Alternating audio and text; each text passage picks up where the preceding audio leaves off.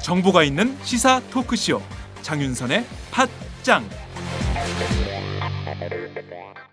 다음은 팟짱 서포터즈 1호 광고입니다.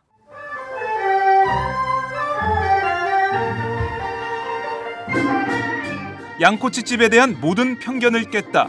풍무 양꼬치. 착한 가격, 품격 있는 공간. 국내외 유명인들도 자주 찾는 풍무 양꼬치. 나는 그 집 양갈비가 훨씬 맛있던데. 누나, 나는 그 집 맛있는 요리들이 지금도 잊혀지지 않고 있어요. 단체석이 많아 모임하기 좋은 곳. 풍무 양꼬치. 대림역과 구로 디지털 단지 역점 두 곳에 있습니다. 예약 문의 02809-9292, 02809-9292. 잠깐, 팟짱 애청자라고 말씀하시면 통큰 서비스를 제공합니다.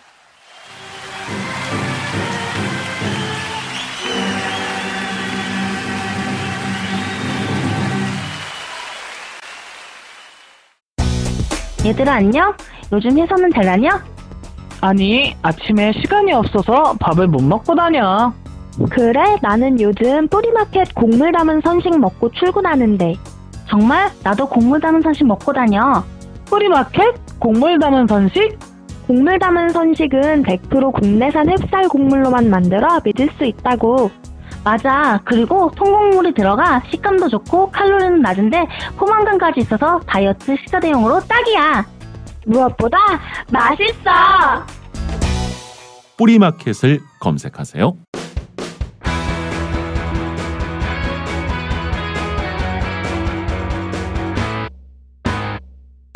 색깔 있는 인터뷰.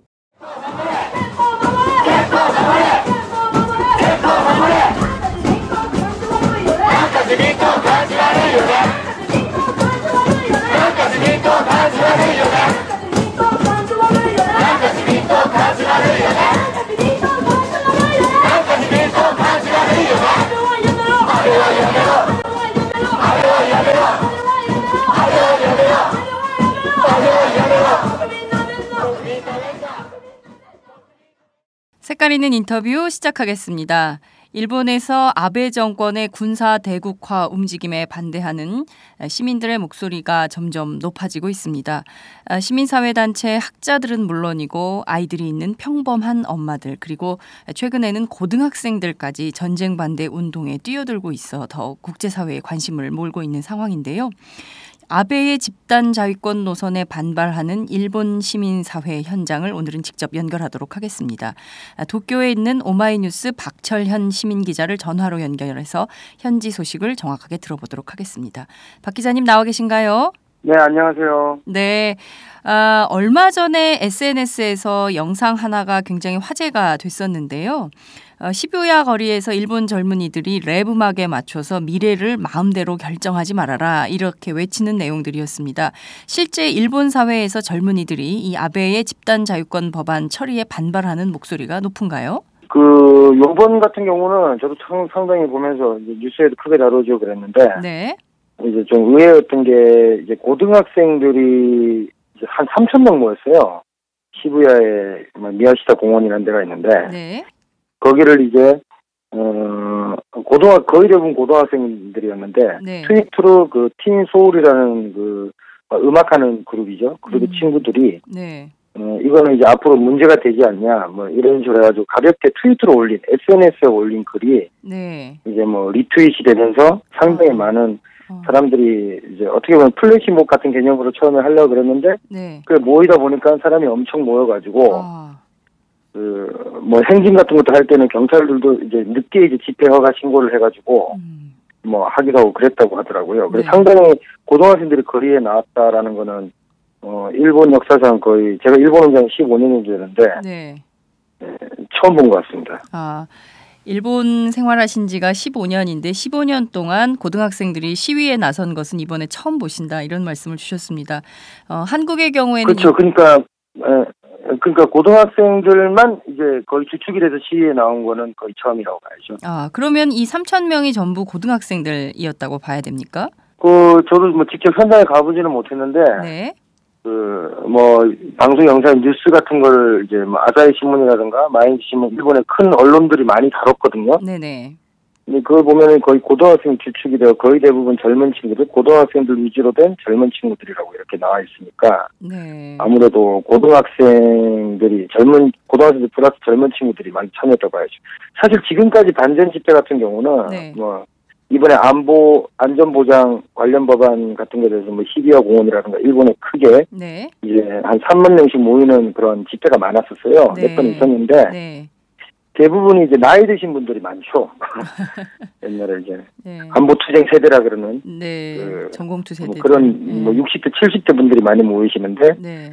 이번에는 완전 그게 반대되었다. 반대로 나왔다. 이런 식이죠. 네, 그렇군요. 한국에서는 2008년 미국산 쇠고기 수입할 때 그때 그 수입 반대 운동을 주로 중학생, 여자 중학생들이 그 주축이 돼서 시위를 확산시켜 나갔던 경험이 있는데 이번에는 일본의 고등학생들이 반전 시위를 좀 주도하고 있는 양상이다. 이렇게 봐도 과언이 아니겠네요. 그죠? 예, 그런데 그렇게 정치적인 그런 엄청난 정치적인 그 내용을 알고 네. 이제 뭐였다기보다는 거기 이제 팻말 같은 걸 보면은 네. 좀 추상적이죠. 무슨 법안을 반대한다 이런 게 아니고 네. 우리 미래를 어른들이 함부로 결정하지 말라. 아. 그리고 이제 평화를 추구한다 우리는 이런 식의. 네. 그러니까 법안에 대해서 구체적으로 뭔가 집회를 하고 한국에서 열리는 보통 집회처럼 연사가 나가가지고 설명을 하고 그런 식은 아니고 말 그대로 음악에 맞추어서 길거리 평화 형제를 하는 그런 분위기였다고 봐야겠죠. 아, 그렇군요. 네. 일회성으로 끝날 가능성도 있습니다. 네. 이번에 한 번만 그렇게 집단적으로 참여하고 끝날 가능성도 있긴 한데 그래도 굉장히 이례적으로 이렇게 일본 젊은이들이 길거리로 쏟아져 나와서 우리들의 미래를 어른들이 함부로 결정하지 말아라. 우리는 평화를 추구한다. 이런 입장을 밝히게 된 직접적인 계기는 무엇일까요? 법안 내용을 구체적으로 아는 것도 아닌데 이 친구들이 왜 거리로 쏟아져 나와서 반전 시위를 하게 된 걸까요? 그러니까 법안 자체가 일단 그러니까 제가 정확히는 아마 모를 거다라고 이야기는 했지만 네. 그건 좀 이제 정확히는 모른다고 생각해요. 언론에서는 상당히 많이 다루어지고 있습니다. 그러니까 예컨대 후지 TV라든가 네. 요미우리 신문 쪽은 약간 니혼 TV죠. 니혼 TV 좀 약간 보수적이라고 하는데 거기서도 많이 다루어지고 있고 네. 하여튼 언론에서 엄청 많이 지금 다루어지고 있는 상황이기 때문에 네. 그 다루어지고 있는 게 SNS나 이런 쪽으로 오면은 그게 이제 징병제라든가 네. 이제 전쟁을 하는 국가라든가 네. 전쟁이 앞으로 가능해지는 국가 이런 식의 또 생각할 수도 있게끔 그 내용 자체가 좀 상당히 엉터리죠. 진짜 이건 엉터리라고밖에 설명할 수밖에 없는 내용인데 네. 그런 것들에 대해서는 막연하지만 이제 징병제가 만약에 혹시라도 도입이 되면은 네. 이제 젊은 친구들이 나중에 고등학교 졸업하고 나이 좀 들어서 실제로 사람을 죽이러 가야 되는 그런 식의 이미지라는 게 있지 않습니까? 네. 생각하면 이제 이 친구들도 이게 남의 일이 아니라 우리의 미래의 이야기가 될 수도 있겠다라고 생각할 만한 그런 근거가 충분한 거죠. 그렇군요. 그러니까 언론의 영향이 굉장히 크네요. 그죠? 미디어의 영향을 받은 그런 내용들이 실제 SNS에 상당히 크게 일본 사회에 화제가 되고 있고 그 내용이 구체적으로 징병제가 도입될 가능성이 높다. 특히 이게 전쟁이 가능해지는 그렇죠. 나라가 되면 전쟁을 위해서는 다 군대로 가야 되니까 징병제가 가능해지면 우리들 중에 누군가는 그 전쟁에 끌려가서 사람을 죽여야 하는 이런 상황에 놓일 수도 있다. 그것은 반대한다. 우리는 평화를 추구한다. 이런 입장을 발표하게 되는 거군요. 예, 아주 논리적이시네. 그런 겁니다. 네, 그 전진하는 국가라는 것은 어떤 개념을 말하는 건가요? 전진하는 국가라는 게 이제 지금 사실 일본 같은 경우는 많은 분들도 아시겠지만 평화헌법이라고 하지 않습니까? 네. 평화헌법 같은 경우는 물론 미국이 이제 GHQ 본부에서 사령부에서 준 거긴 하지만 네. 그 내용 자체는 아주 좋은 내용입니다. 그러니까 평화를 추구한다. 단도직입적으로 평화를 추구한다는데 평화를 추구하기 위해서 이제 전쟁을 하지 않겠다. 그리고 그게 전쟁의 기본이 되는 무기 같은 것을 소지하지 않겠다. 네. 뭐 이런 것들을 그 헌법상에 규정을 해놨습니다. 헌법상에 규정을 해놨는데 지금까지는 그래도 이제 개별적 자위권이라는 게 있어가지고 네네. 만약에 다른 나라들이 일본 본토에 침공을 해오면은 네. 그럼 그때도 전쟁을 하지 말아야 되냐. 이래가지고 이제 자위권이라는 개념이 나왔기 때문에 네네. 그거는 그럼 인정하자라는 식으로 그건 이제 헌법 밑에 조항에 법률 조항에 넣어놨어요. 네. 지금까지는. 근데 그게 이제 2003, 4년 때부터 이제 고이즈미 정권 시절부터 조금씩 바뀌어 오다가 네. 이제 지금 문제가 되고 있는 게 집단적 자위권이라는 거죠. 집단적 자위권. 예. 그러니까 집단적 자위권 무슨 말이냐면은 네. 그 우리나라가 침공을 안 받더라도 그러니까 일본이 침공을 안 받더라도 네. 다른 나라 그러니까 대표적인 나라가 이제 미국인데 미국이랑 이제 미일 안보 조약이라는 걸 맺고 있습니다. 네. 근데 안보 조약 하에서 만약에 미국이 공격을 당했다. 네. 그러면 이제 그 일본이 그 미국이랑 일본이랑 되게 상당히 친하고 그런 안보 조약으로 맺어져 있기 때문에 네. 우리나라가 피해를 보지 않아도 미국을 위해서 싸우러 간다. 이런 뜻인 거죠. 네. 쉽게 말하면 지금 그렇죠. 법안이라는 예, 게. 예. 그렇기 때문에 미국이 어떻게 하겠다고 하면은 그 일본이 그러니까 스스로 전쟁에 나설 수도 있다는 얘기입니다. 예를 들어 IS를 뭐 치러 가겠다라든가 네. 뭐 어디 뭐 옛날처럼 이라크 침공을 하겠다. 네. 그러면은 옛날에는 이런 것들이 상당히 안 됐어요. 네. 그러니까 일본은 거의 하지를 못했죠. 그렇죠. 헌법으로 정해놨기 때문에. 네. 근데 이제부터는 이 법안이 거의 통과될 거기 때문에 네. 할 수 있게 된다. 이러면 이제 상당히 판단이 자의적이 되지 않습니까? 네. 그렇습니다. 네. 그리고 헌법과도 충돌이 되고 물론. 네. 그래서 지금 보면 일본의 헌법학자들 그리고 시민사회, 대학생들, 심지어 유모차 부대 그러니까 그 어린아이를 둔 엄마들까지도 전부 나서서 또 고등학생들까지도 나서서 이 집단자위권에 반발하는 시위를 벌이는 것이 아닌가라는 생각이 좀 드는데요. 일본 사회가 굉장히 일본 시민사회가 죽었다 이런 평가를 많이 내리지 않습니까? 어딜 가도 젊은이들의 참여가 없고 또 2011년 월가 시위 때도 굉장히 조용했던 나라고 심지어 원전 사고가 있을 때도 일본 젊은이들의 큰 목소리를 내지 않았던 것으로 국제사회가 기억을 하고 있는데요. 유독 이 문제에 대해서 근본적으로 막 반발하는 것은 결국 아베가 실질적으로 소위 그 주변 국가의 전쟁에 직접 국민들, 일본 국민들을 참여시킬 가능성이 그런 길이 열렸다. 이렇게 보는 것 때문일까요? 그렇죠. 이제 각각이 이제 네. 뭐 예를 들어 지금 유모차 부대나 헌법학자라든가 네. 뭐 정치인들, 학생들 다 상황은 다른데 네. 이제 공통적으로는 아베 정권에 반대하는 움직임이 커지고 있는 건 확실해요. 네. 지금 그건 여론조사를 보면 알겠지만. 네. 근데 헌법학자들 같은 경우는 이게 이제 당연한 거죠. 이제 자기가 헌법을 공부하는데 네, 네. 지금 아베 정권이 통과시켜 뭐 거의 통과됐는데 네. 통과되려고 하는 이 법안 자체가 헌법과 엄청나게 충돌이 되고 있다는 거죠. 네. 지금의 현행 평화헌법에 그러니까, 충돌된다는 거죠. 예, 그렇죠. 그러니까 실제로 이제 아사히 신문에서 6월 말에 네. 그 헌법학자 209명입니다. 209명. 예. 209명한테 이번 이제 자민당과 공명당 연립정부가 통과시키려고 하는 안전보장 관련 법안이라고 있습니다. 예. 그거를 지금 이제 문제가 되고 있는 법안인데 네. 그거에 대해서 내용과 함께 앙케이트 조사를 했는데 네. 그 안에 이제 209명 중에 122명이 답장을 보내왔어요. 이게 앙케이트 회신을 했죠. 응답률이 굉장히 높으네요. 네, 응답률이 높다고 봐야지. 그만큼 네. 사회적인 이슈가 되고 있는 거고 하고, 이 헌법학자들 입장에서는 자기의 뭐라고 할까, 어떻게 보면 프라이드가 걸린, 자존심이 걸린 거기 때문에. 네. 근데 그러니까 이게 이제, 그러니까 122명, 한 60% 응답률인데, 122명 중에 이거 위헌이다. 그러니까 헌법에 어긋난다라고 답한 사람이 119명이에요. 네? 119명. 아, 119명. 122명 중에 예. 119명. 거의 찬성한다? 예, 그렇죠. 거의 98% 정도 되죠. 네. 97, 8% 되고. 네. 이거 위헌이 아니다. 그러니까 합헌이다라고 얘기하는 건 3명밖에 없어요. 그리고 나머지 1명은 이거 보류. 이거는 이제 판단이 좀 불가하다. 이렇게 된 거죠. 그러면 전체 209명 학자 가운데 122명이 응답한 결과를 보면 98%의 헌법학자들이 아베의 집단 자유권 행사, 그러니까 안전보장 관련 법안은 위헌적 요소가 있다라고 평가를 내린 것이네요. 그죠? 예, 그 위헌이라고 한 거죠, 그냥. 위헌적 요소, 그러니까 아주 그 앙케이트 자체가 좀 명확한 그 답변을 요구하는 거기 때문에 네. 거의 정확하게 말하면 위헌이라고 생각한 사람이 한 80명, 90명 가까이 되고, 네. 지금 정확한 수치는 기억이 잘 안 나는데, 한 90명 가까이 되고, 네. 나머지 이제 한 20, 30명 정도가 위헌적 소지가 다분하다 뭐 이런 식으로 나왔죠. 아, 그렇군요.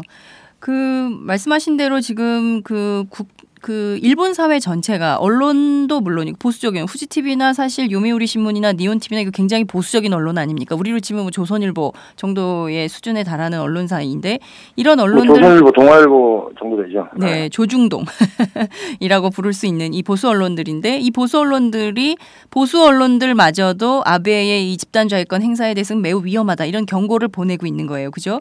그러면 이런 언론 아니요. 그건 좀 되게 좀 착각하시면 안 되는 게 네. 요미우리하고 산케이 같은 경우는 네. 이제 이 관련 추이를 보도를 하는데, 네.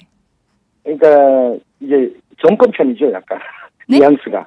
어떤 편이요? 뉘앙스가 그 사설이라든지 보도하는 뉘앙스가, 네. 그러니까 정권 편을 드는 거죠. 정부 편을. 아베 편, 예. 아베 편, 쉽게 네. 말하면 아베 편. 네. 근데 마이니치하고 아사히 신문이나 도쿄 신문 같은 경우는 네. 이건 뭐 이제 자기네들이 칼럼을 통해서도 그렇게 얘기하지만 이제 앙케이트라든가 그런 이제 실제적인 조사를 통해 가지고 네. 이제 이거는 이제 아예 민주주의 그러니까 뭐 헌법을 위주로 하는 그런 법치 국가의 그게 안 맞다. 네. 뭐 이런 식으로 이제 보도를 하고 있는 거죠. 그러니까 요미우리하고 산케이도 그렇게 전폭적인 뭐 지지를 한다 뭐 그런 네. 의미는 아니지만 네. 그래도 약간 이건 이제 해석의 소지가 있다. 뭐 이런 식으로 이제 두리뭉실하게 넘어간다는 느낌이죠. 그렇군요. 어찌됐든 지금 상황을 놓고 보자면 일본 사회에서 보수 언론은 보수 언론대로 이 법안이 어떤 것인지 보도를 하고 있는 것이고 또 그렇죠. 보도는 다 하고 있습니다. 예, 보도는 다 하고 있는 거예요. 그리고 이 보도가 사실 SNS에 영향을 주고 이것이 시민사회 전반을 움직여서 거리로 사람들이 쏟아져 나와서 전쟁반대의 시위를 하고 있는 이런 상황으로 볼 수가 있을 것 같은데요.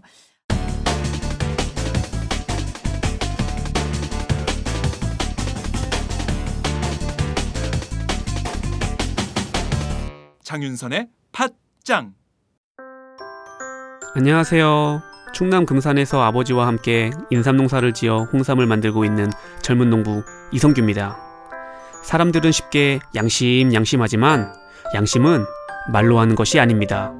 품질로 증명하는 것입니다. 양심은 고지식의 대명사 아버지가, 품질은 항상 발전을 추구하는 아들이 각각 책임지는 환상적인 조화, 거기다 직거래가 가능한 합리적인 가격까지. 믿을 수 있는 홍삼 제품을 찾고 계신가요? 노력한 만큼 내어주는 자연의 마음을 알기에 참 착한 홍삼. 지금 검색창에 정성농장 홍삼을 검색하세요.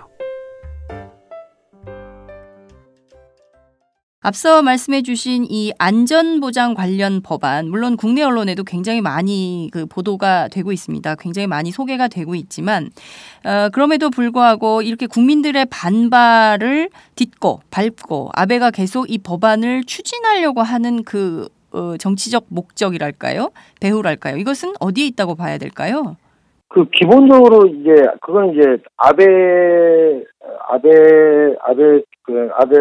총리의 뭐 필로소피 철학이라고 해야 될까? 네. 저는 그렇게 해석을 하는데 네. 원래 이제 아베 총리 자체가 이제 원래 일본의 되게 명문가 그렇습니다. 귀족 정치 명문가 자제이긴 한데 그 엄청나게 좀 우익적인 보수 우익적인 기반의 대표적인 주자 아닙니까? 그렇습니다. 그렇기 때문에 옛날에 1차 내각 잠깐 이제 아파가지고 쉬었을 적에 그걸 편의상 아베 1차 내각이라 그러는데 네.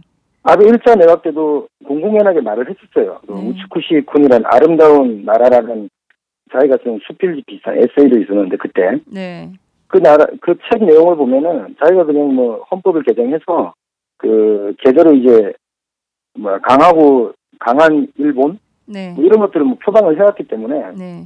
어떻게 보면 자기 철학이라고 봐야죠. 근데 이제 이번에 이제 2차 내각 이번 내각이 이제 2012년에 들어섰는데. 네. 2012년에 공동연합에 그런 얘기를 했어요. 뭐 선거운동 할 때도 그렇고. 네. 또 내각을 이제 정권을 잡은 이후에도 이 주위에 포진된 사람들을 보면은 아소타로가 지금 경제부총리로 있는 거죠. 네. 그리고 무슨 뭐 스가 요시히데 관방장관이 관방장관 스가 요시. 예. 협회에서 나오려 그러는데 네. 그 관방장관도 엄청나게 보수적이고 우익이죠. 예. 그리고 지금 약간 한직으로 물러나는데. 이시바 전 방위성 장관도 네. 엄청나게 우익적인 사람이라고 하죠. 그런 사람들로 내각을 아예 꾸며버렸어요. 처음부터. 네. 그렇기 때문에 원래 그 사람들 자체가 주위에 있는 참모진도 포함해서 전부 다가 이제 헌법 개정론자죠, 쉽게 말하면. 네. 그러니까 그건 어차피 헌법 개정 자체가 아베 정권의 최종적인 목표인데 네. 갑자기 헌법 개정을 하려고 하니까 국민들의 반발이라든가 이런 것들이 뭐 엄청나게 많기 때문에 네. 이런 것부터 서서히 이제 헌법을 개정을 하지 않으면 안 되겠다라는 분위기로 몰고 가는 게 아닌가라는 게 뭐 공통된 사람들의 생각이라고 생각합니다, 저는. 네, 그렇군요. 지금 국민들이 반발이 굉장히 심한데도 아베가 이것을 밀어붙이려고 한다면 더 큰 반발이 생기지 않을까라는 생각도 좀 드는데요. 보면 지금 이 법안의 핵심 내용을 보면 그 일본 자위대의 해외 활동을 굉장히 극대화하는, 그러니까 우리나라에서 일본에서 꼭 전쟁이 나지 않더라도 주변국의 사태가 벌어질 경우에 직접 전쟁에 참여할 수 있도록 그 길을 튼 것인데요. 그 직접적인 당사자가 경우에 따라서는 한반도가 될 수도 있다. 이렇게 우려하는 시각은 국내 언론에 많이 보도가 좀 되고 있습니다. 뿐만 아니라 무력공격 사태법 개정안, 그리고 중요 영향 사태 법안 등등 여러 법안들이 동시에 지금 추진 중인 것으로 알고 있는데, 이런 법안들이 만약에 이번에 통과가 되게 된다면 그러면 그 일본이 정말 전쟁을 벌일 준비를 하게 될까요? 실제 이 법이 어느 정도나 영향력을 행사할 수 있는 법일까요? 근데 이게 이제 지금 이 법 자체가 네. 안전보장 관련 법안이라고 할 정도로 네. 이제 자위대의 그런 일본의 군사 대국화를 그렇습니다. 가능하게끔 하는 법들이 전부 다 들어가 있긴 합니다. 지금 이제 장기정께서 말씀하셨던 무슨 무력 공격 사태법도 네. 그렇고 주요 역량 사태법도 그렇고 사실 이게 주요 역량 사태법 이런 같은 주변 사태법하고 옛날에 비슷한 건데 네. 이건 중국하고 북한을 그냥 상정한 겁니다. 이건 그냥 중국하고 북한. 중국하고 북한을 네. 상정해서 예. 중국이나 예를 들어 북한에서 내부 주변에 소유가 있을 주변에서 때. 그러니까 주변 나라에 내부 소유가 있을 경우에 예. 그 자위대가 참전할 수 있다. 뭐 이런 식인 거죠. 네. 쉽게 말하면 예. 적극적으로 참여할 수 있다. 뭐 그런 거죠. 그리고 무력 공격 사태법도 마찬가지로 이제 간혹가다가 그 북한에서 대포동 미사를 쏘거나 네. 그런 걸 이제 동해안으로 이제 발사하지 않습니까? 그렇습니다. 그런 경우에는 조금이라도 일본의 영해 쪽으로 왔을 경우에는 출동할 수 있게끔 한다든가 적극적으로. 네. 옛날에는 이제 피해를 입으면 그걸 방어한다는 그런 아주 소극적 의미의 그런 자위권 행사였는데 네. 이번 법안 같은 경우는 관련 법안들을 전부 다 통틀어 봐서도 네. 상당히 적극적인 그 공격 성향의 그런 관련 법안이기 때문에 네. 아까 전에 말씀드린 것처럼 이제 이렇게 되면은 뭐 징병제가 부활되는 거 아니냐, 네. 젊은 사람들 다 군대 가야 되지 않느냐. 네. 그런 위기가. 실제로 전쟁을 하는 사람들은 젊은 사람들이기 때문에 네. 그래서 반대도 하는 거고. 그러니까 이번 법안 같은 경우는 상당히 공격적이에요. 전체를 통틀어 봐도. 그렇군요. 그렇기 때문에 이제 헌법하고 충돌된다는 거죠. 네. 지금 예컨대 이제 올해가 저희 한국 시각에서 보자면 광복 70주년 되고 또 일본 시각에서 보면 종전 70주년이 되고 이런 역사적인 해인데요. 이 해에 북한의 네. 경우에도 이제 10월에 대포동 미사일을 정말 쏠 수도 있을 것 같고요. 뭐 여러 가지 기념 행사들을 하지 않습니까? 이미 러시아는 했었고요. 이런 국제관계를 고려해 볼 때 정말 큰 일이 아니다 할지라도 이 법안이 통과되면 일본이 자의적으로 판단해서 자위대를 파견시켜서 전쟁을 국지전이라도 말이죠. 전쟁을 일으킬 가능성이 정말 있다. 이렇게 봐야 될까요? 근데 일본 단독으로는 이제 못하죠. 그거는 네. 정말 이제 헌법에 이제 위배되는 거기 때문에. 네네. 예, 아마 국내에서도 반발이 상당할 거라고 생각됩니다. 그렇게 되면은. 일본 말 사회 그대로 내부에서. 전쟁 국가가 되겠다는 네. 얘기이기 때문에. 예. 그런데 이제 지금 아까 제가 말씀드린 이 모든 요번 법안의 골자는 집단적 자위권이라는 거죠. 집단으로 움직일 때는 자위권을 지금 공격적으로 행사할 수 있다. 네. 라는 거죠. 그러니까 미국이랑 같이 움직인다든가, 네. 대부분 미국이 되겠지만, 네. 미국의 요청에 따라서 파병을 할 수도 있고, 네. 실제로 이제 상륙해서 전쟁도 할 수도 있고, 그러면서 이제 미국의 요청이 그랬다. 이렇게 말하면 상관없는 거기 때문에, 네. 그런 식의 이제 단독으로 어딜 가서 전쟁하고 이런 거는 아마 상상할 수가 없습니다. 네. 그런 게 있으면 큰일 날 겁니다, 아마. 예.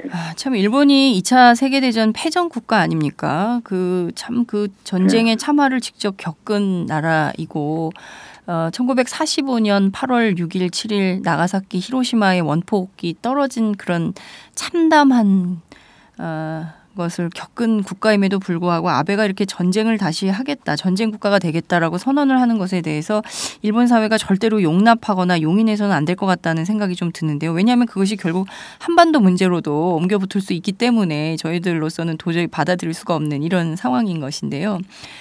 지금 네, 그렇죠. 그래서 지금 지지율 상당히 엄청 떨어지고 있어요. 아베 지지율이 30%까지 하락했다. 네, 아베 지지율이 아마 2012년 이후로 50% 밑으로 내려온 적이 거의 없는 것 같은데, 지지한다는. 근데 지난주에, 그러니까 7월 16일에 이게 통과됐거든요. 네. 중의원은. 네. 지금 참의원에서 심의랄까 계류 중인데, 네. 뭐 엄청나게 매일같이 뭐 싸우고 있는 중인데, 네. 여야당이. 예. 근데 7월 16일 이후에 여론조사 추이를 보면, 네. 제일 이제 보수적으로 여론조사가 나온다. NHK만 하더라도 지금 40% 정도거든요. 지지한다는 의견이. 41%다. 네. 지지하지 않는다가 43%. 지지하지 않는다가 역전을 한 거죠. 부정평가가 훨씬 많다는 거죠. 예. 그리고 이제 딴 건 무슨 마이니치라든가 교도통신이라든가 그런데 지지를 보면 31%, 32% 정도 나오고 있어요. 그러니까 이게 상당히 떨어졌다고 봐야죠. 그렇군요. 저희 입장에서 보자면 박근혜 대통령 긍정평가하고 비슷한 수준인 것 같긴 한데 일본 사회에서는 어찌됐든 아베 지지율이 2012년 이후 지금까지 50% 아래로 떨어진 적이 없기 때문에 아베 입장에서는 굉장히 충격적인 지지율일 수도 있겠네요. 그죠? 이 정도면 내려와야 되는 거 아닙니까? 그런데 일본은 이제 한국이랑 또 달라가지고 네. 총리 대신에 가장 큰 내각 총리 대신에 정확하면 이제 총리가 하는 거 내각 총리 대신에 가장 큰 권한이 보통 이제 해산권이나 임명권이라 그럽니다. 네. 그러니까 해산을 시킬 수 있는 해산을 돼야 이제 투표를 하는 건데. 의회 해산을 지금 아직 그래도 한 2년 남았나? 얼마 전에 해산 한번 해가지고 했기 때문에 한 2, 3년 정도 남은 것 같은데. 네. 그러면 뭐 솔직히 그 사람이 아베 총리가 해산을 안 한다 그러면은 뭐 계속 그냥 가는 건데. 네. 지금 솔직히 해산을 해도 근데. 네. 다시 자민당 국민당 연립정부가 과반수는 차지 않을까라는 생각도 있습니다. 네. 이렇게 국민 여론. 왜 그러냐면, 재밌는 게. 네네. 그러니까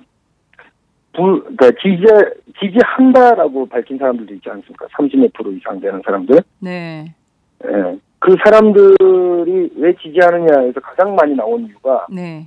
마땅한 대체할 사람이 없어서입니다. 아베를 대체할 인물이 없어서. 그러니까 총리 대신이 될 만한 인물이 없기 때문에 네. 야당이나 이러면서 없기 때문에 그냥 아베를 지지한다는 의견이 많거든요. 그러니까 아베가 좋아서 아베를 지지하는 게 아니라 아베를 대체할 만한 인물이 없다. 리더가 없기 때문에 아베를 지지하는 것이다. 일본 사회도 굉장히 저는 의견이 가장 많아요. 지지한다는 사람 의견 중에. 참 이게 이해할 수 없는 사회네요. 이게 정말 사람이 일본에도 참 괜찮은 사람들이 많을 텐데 아베만한 사람이 없나라는 생각이 좀 들기도 하는데요. 그런 정도로 지금 일본 정치가 국민 대중으로부터 흥미를 잃었다 이런 생각도 좀 드네요. 자, 그나저나 그렇죠. 이제 정당 지지율을 보면은 민주당 지지율이 10%가 안 돼요. 민주당 지지율. 그래요? 10%가 안 된다고요? 자민당 지지율은 그러니까 그 총리 대신에 대한 지지율이 그리고 자민당 지지율은 아직도 30 정도 나오고 있거든요. 네. 그렇군요. 그러니까 이 민주당이 제1야당 아닙니까? 일본에? 제1야당은 이제 의석수로만 따지면 제1야당인데 제1야당의 지지율이 10%가 안 된다고요? 9.6% 뭐 10% 정도 이렇게 왔다 갔다 합니다. 참 심각하네요. 일본도 야당이 참 잘 못하는 모양이죠. 한국도 야당이 자기 역할 못해가지고 욕먹고 있는데. 예. 야당이 정권 이제 뭐 한번 잡았지 않습니까? 한 4년 정도 잡았었는데. 네네. 그때 너무 이제 아마추어리즘이랄까. 그리고 그때 뭐 좀 운도 안 좋았던 게 동일본 대지진이나 쓰나미 이런 게 발생해가지고 제대로 대처를 못했죠. 실력이 없었군요. 그러다 보니까. 국민들한테 민주당은 정말 인기가 없습니다. 그렇군요. 일본에서는 제1야당임에도 불구하고 민주당의 인기가 정말 없다. 이런 말씀을 주셨습니다. 정말 없습니다. 자, 지금 그러면 결과적으로 이 위헌 논란이 제기된 상황이기 때문에 우리의 경우에는 헌법재판소가 있어가지고 말이죠. 이렇게 위헌 소지가 있을 경우에는 이 법안 자체를 헌법재판소로 가지고 가서 헌법재판소의 결정을 기다리거든요. 일본의 경우에는 법제 시스템이 어떻게 됩니까? 일본에도 헌법재판소 같은 게 있습니까? 근데 있는데 거기까지 가기는 상당히 뭐 엄청난 시간이 걸릴 것 같고 그리고 헌법재판소 이거를 그러니까 제가 그렇게까지 정확하게 잘 모르겠습니다. 근데 지금 일본에서 제가 서두부터 말씀드렸듯이 아마 이거 통과될 거다라고 한 게, 네. 일본 같은 경우는 중의원하고 참의원 이제 양원제지 않습니까? 네. 양원제로 나눠져 있는데, 중의원에서 이미 7월 16일 날 가기 결정이라서 통과가 됐단 말이죠, 이제. 네. 통과가 돼서 참여는 올라가서 지금 참여원에서 치열하게 이제 공방 중인데, 네. 설사 그렇게 해가지고 참여원에서 부결이 된다고 해도, 네. 다시 중의원으로 내려와서, 네. 중의원 60일 룰이라는 게 있습니다. 60일 동안, 예. 중의원에서 다시 심의해가지고, 네. 그러니까 60일 동안 그냥 통과시켜버리면은, 네. 그게 법으로 통과되는 거예요. 법안으로. 네. 그러니까 일본은 참의원이 뭐 형식적인 기구라고 봐야죠.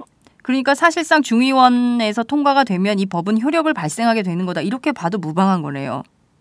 그렇죠. 시간이 조금 더 뒤로 간다든가, 네. 시간이 좀, 그러니까, 극단적으로 말하면 시간이 아주 늦춰지든가, 네. 그리고 이제 참여원에서 한번 빠꾸가 그러니까 빼기 된 거기 때문에, 다시 네. 내려온 거기 때문에, 네. 이제 수정 보완은 이제 하는 경우가 많죠. 법안을. 그렇군요. 법안을 약간 수정 보완해가지고, 물론 이제 그렇게 참여원에서 이제 공방이 되는 거 국민들이 다 지켜보고 있기 때문에, 네네.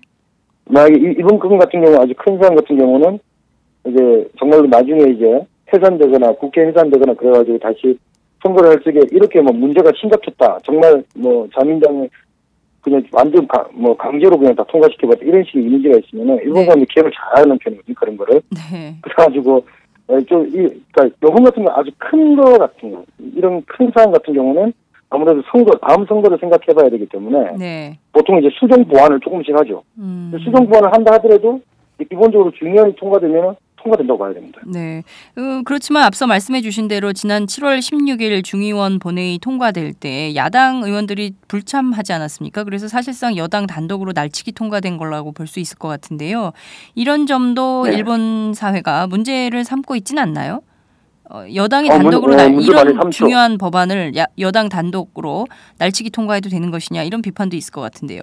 그렇죠. 날치기 통과에 대해서는 아무래도 그러니까 그것 때문에 오히려 사람들이 관심을 가지고 찾아보는 경향도 있죠. 그러니까 7월 16일 후에 아베 지지율이 떨어지고 있는 거기 때문에 네. 다 관련이 있는 거라고 봐야겠죠. 도대체 그러니까 관심이 없는 사람들일지라 하더라도 네. 도대체 무슨 법이길래 야당이 그러다 대여섯 개 되는데 네네. 대여섯 개가 전부 다 이제 결석을 할까 퇴실을 해버렸을까라는 생각을 하지 않습니까? 그럼 아무래도 찾아보게 되고 그러면 좀 문제가 심각하네? 이렇게 생각할 수 있는 거고. 네. 그럼 무엇보다 지금 이제 참여에서 계류 중인 상황에서 지금 상당히 공방이 되고 있는 게 네. 총리 보좌관 수석 보좌관이라고 있어요. 네. 이름이 이소자키 요스케라는 예. 오이타 현내에 있는 국회의원인데 네.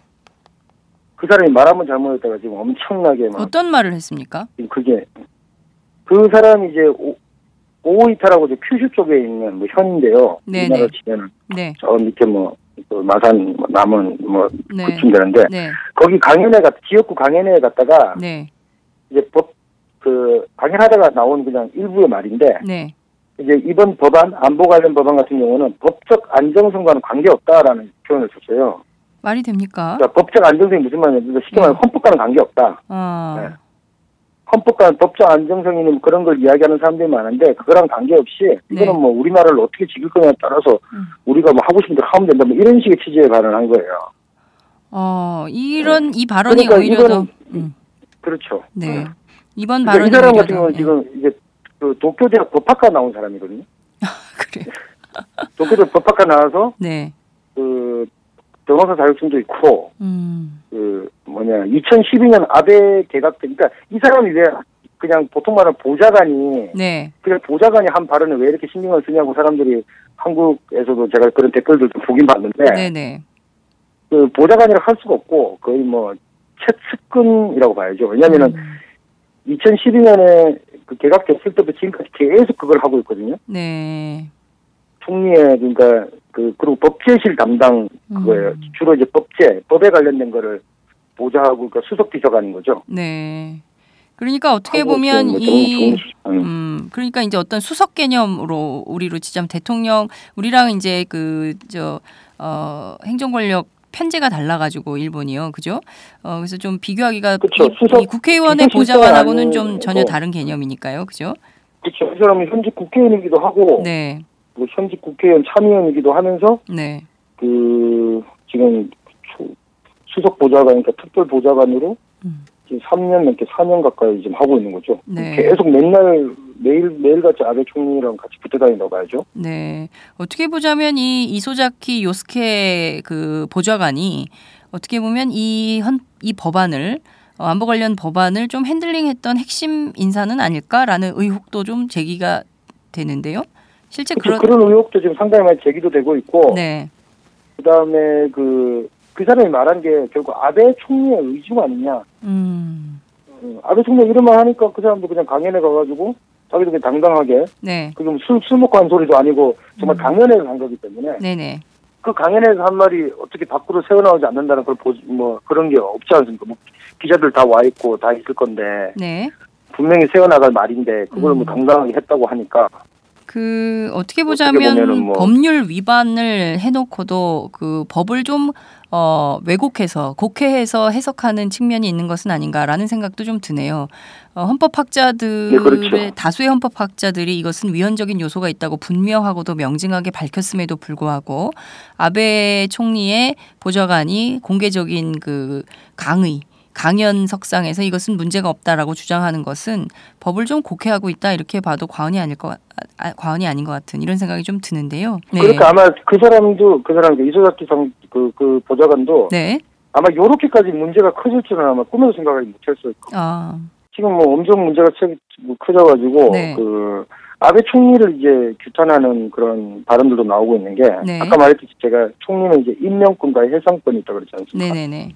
지금 야당 국회의원들이 추궁하는 게 네. 임명 책임이라는 거죠. 이런 문제 있는 사람을 임명시킨 사람이 아베 총리 당신이기 때문에 네. 당신도 책임을 져야 된다. 뭐 이런 식으로 가는 경우가 지금 상당히 많죠. 그렇군요.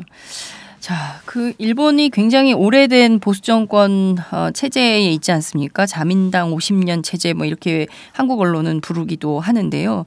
이렇게 오랫동안 보수 정권이 지배하면서 어떤 그 시민사회의 활력을 잃고 뭔가 도전하고 투쟁하고 뭐 싸우고 뭐 이런다기보다는 좀 순응하고 체제에 좀 안주하고 뭐 이런 분위기가 사회적으로 특히 이제 경제도 굉장히 많이 어려웠으니까요. 뭐 이런 사회 분위기가 그대로 좀 정치에도 반영이 되고 사회에도 반영이 되고 뭐 이런 게 아니냐 이런 분석들도 한국 사회에서는 좀 있는데요. 관련해서 지금 아베 지지율이 이렇게 떨어지고 국민적 반발 여론은 거세진다면 이게 좀 그 반전 시위 이런 것들이 더 확산될 가능성은 있을까요? 앞서 좀 고등학생들 시위는 이게 뭐 일회적으로 끝날 수도 있다 이런 진단을 해주셨는데요.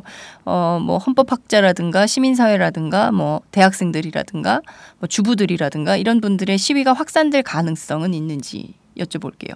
그렇죠. 저는 그러니까 사실 이런 일련의 상황들이 제가 느낀 바로는 상당히 문제도 많고 앞으로도 계속 아마 문제를 제기하고. 법안이 통과된 이후에도, 그러니까 뭐 헌법재판소에 위헌 제청이 들어간다든가, 네. 뭐 이런 움직임들이 분명히 나올 거라고 생각하는데, 네. 그렇다고 해서 아베가 뭐 퇴각을 한다든가, 물러나다든가, 실각을 한다든가, 이런 것까지는 안 갈 것 같은 게 지금 솔직히 젊은 층에 관한 이야기인데요. 네. 지금 취업이 너무 잘 돼요, 일본이. 일본 취업률이 한 110% 가까이 되거든요, 지금. 그래요. 그러니까. 모든 사람이 다 취업이 되고, 네. 솔직히 말하면 아주 그 생활 자체는 그러니까 동일본 대지진 나오고 그랬을 때보다는 네. 상당히 젊은 사람들, 젊은 세대 입장에서는 상당히 좀 편해졌다고 봐야죠. 아베노미스라는 게 물론 뭐 현실적으로는 체감이 안 된다는 그런 사람들도 많지만 그 실제로 이제 기업에서는 사람들을 막 뽑고 뭐 이런 식의 그게 혜택을 또 정부가 주고 그러니까 취업률 자체는 아주 높다고 보니까 그리고 전체적인 이 안보 법안을 제외한 그런 분위기에서 아베를 엄청나게 비판하고 그런 식의 움직임은 잘 느껴지지 못하는 것 같아요. 네, 그렇군요. 그러니까 지금 경제 활성화가 일정 정도 아베노믹스가 성과를 거두고 있기 때문에 안보 법안 이외의 다른 문제들은 아베가 갖고 있지 않기 때문에 요거 하나 때문에 아베가 물러날 가능성은 없다. 그렇지만 앞으로 그렇죠. 이런 시위는 좀 계속될 가능성은 있다 이렇게 볼 수가 있겠네요. 자, 그렇죠. 그러니까 결국 중요한 거는 그 미디어가 네. 이번 같은 경우도 사실 기존의 미디어하고 SNS, 그러니까 좀 약간 젊은 미디어, 쌍방향 커뮤니케이션 미디어가 좀 잘 결합돼가지고 이제 시위 같은 것도 뉴스가 되고, 뭐, 젊은 친구들 모이는 게 이제 좀 그렇게 시너지 효과가 일어나지 않았습니까? 네.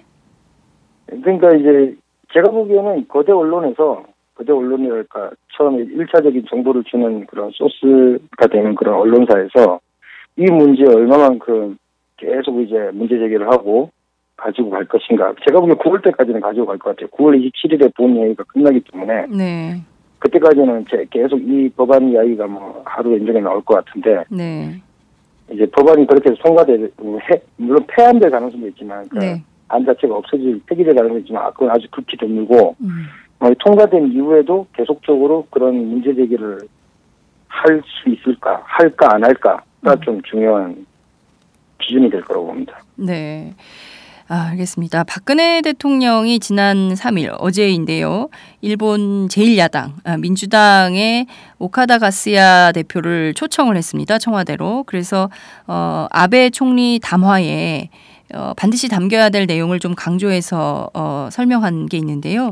역대 담화, 그러니까 뭐 고노 담화 뭐 등등 이 담화에 담겼던 역사 인식을 확실하게 재확인해야 된다, 이렇게 강조를 했는데요.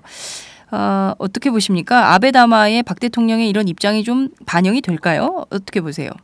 뭐 일본은 특유의 그 두리뭉실한 표현으로 일본어라는 게 상당히 애매한 표현이 많기 때문에 네. 약간 그렇게, 그러니까 기본적으로 아마 무라야마 다마라든가 고노 다마는 잘 요즘 일본에서도 아직 논란거리가 되고 있기 때문에 네. 무라야마 다마라는 게 총리가 발표했고 나름대로 그 좀 구체적인 내용이 있는데 그건 개성하겠다고 계속 말은 하고 있으니까 네. 그건 개성하겠다 이런 식의 이야기는 나올 것 같은데 그건 그냥 말만 그렇게 하는 거라고 저는 생각합니다. 말로만. 그 아베 총리의 속마음이랄까. 네. 그 사람이 살아온 그 인생 내력을 보면은 그 아베 총리는 뭐 뼛속까지 그런 강한 나라 일본을 옛날 메이지 유신 시대에 네. 강한 나라 일본을 그 추구하는 그런 성장 환경 속에 자라왔기 때문에 네. 뭐 계속 이런 쉽게 말하면 이제 이제 다음에 남은 코스는 이제 헌법 개정이겠죠. 이걸 아마 끝내놓고 경제 활성화대로 잘 돌아가니까 그냥 놔두고 아마 헌법 개정에 올인하지 않을까. 네. 그런 생각합니다. 근데 헌법 개정에 올인하는 순간 네. 그게 힘이 이제 주변국하고는 마찰이 생길 수밖에 없는 것이잖아요. 예. 특히 한국, 중국, 뭐 북한, 뭐 이렇게 세 나라는 뭐 일본이 평화법 개정한다고 그러면 제일 먼저 들고 일어날 건데 네. 그거를 생각하고서라도 어차피 개정에 돌입할 거란 말이죠. 그러니까 그런 것만 보더라도 이제 지금 요번에 8월 15일 담화가 뭐 어떻게 나오냐에 일희일비 한다든가 그런 거는 좀 정치력이 떨어진다고 봐야죠. 한국 쪽에서는 일희일비 한다면. 네, 그렇군요. 말씀하신 대로 지금 아베의 집단 자위권 행사가 결국 주변국 사태로 커지면서 결국 동북아가 화약고가 될 가능성마저 전망되는 상황인 것 같습니다. 그래서 오죽하면 일본의 고등학생들이 책가방을 둘러매고 길거리로 쏟아져 나와서 반전 시위를 하겠나라는 생각도 좀 드는데요. 아베 정권이 제발 이 국면에서 평화헌법의 정신을 잊지 말고 주변국을 좀 생각하면서 좀 다시 한번 본인들의 정치를 생각해 봐야 되지 않을까라는 생각이 좀 듭니다. 오늘 말씀 정말 잘 들었습니다. 감사합니다. 네, 수고하십시오. 네, 지금까지 일본 오마이뉴스 시민기자 박철현 기자와 함께했습니다.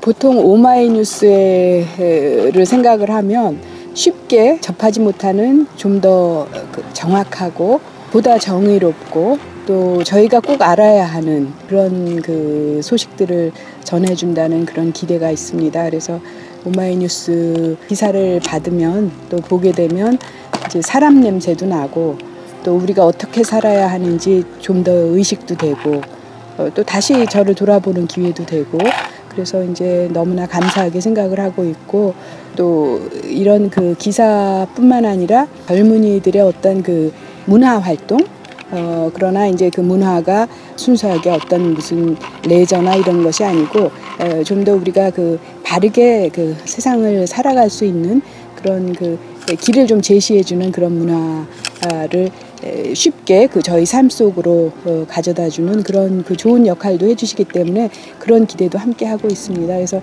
저는 그 오마이뉴스 그 기사를 만날 때마다 또 시민 기자들의 어떤 생생한 목소리를 들을 때마다 또 사람들의 이야기를 들을 때마다 굉장히 감사하고 그리고 마음으로 응원하고 있습니다. 고맙습니다. 축하드립니다. 안녕하세요. 오마이뉴스 최종 병기라고 바득바득 우기고 있는 김병기입니다. 15년 동안 기자로 뛰고 있습니다. 여러분이 보내주신 자발적 구독료가 제 월급이었어요. 정말 고맙습니다. 장윤선의 팟짱도 그렇게 만들어요. 팟캐스트 제작비 스폰서가 되어주세요. 10만인 클럽에 가입하시면 되는데요. 02-733-5505 내선번호 274번으로 전화주세요. 아니면 오마이뉴스 홈페이지 우측 상단에 동그란 주황색 배너가 있거든요. 그걸 꾹 눌러주세요.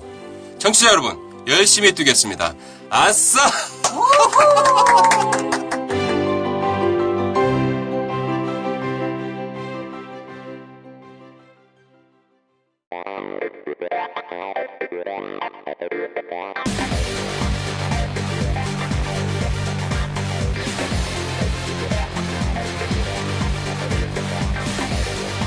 정보가 있는 시사 토크쇼 장윤선의 팟짱.